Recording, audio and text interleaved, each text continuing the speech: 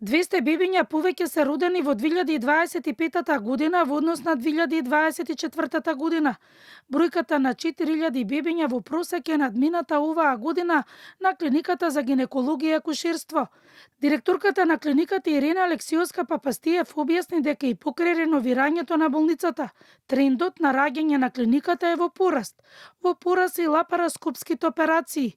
Денеска реновираниот дел на клиниката беше представен пред премиерот Христијан Мицкоски, министерот за здравство Азир Алиу, директорот на фондот Сашо Клековски и пред колегите од другите клиники. Реновиран е целосно надворешниот дел од клиниката, каде атмосферската вода нема да оди во долниот дел од болницата.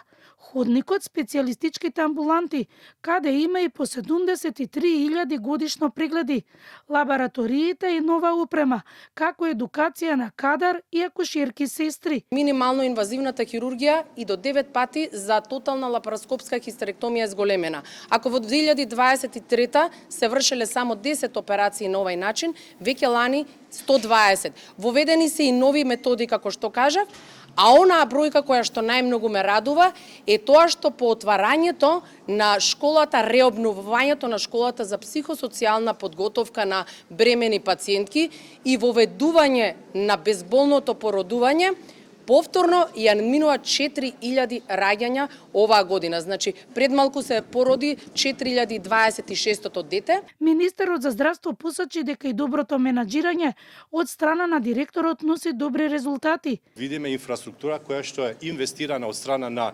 самата клиника. Тоа кажува дека директорката и менаџментот на оваа клиника знае да менаџира со клиниката и со финансискиот дел.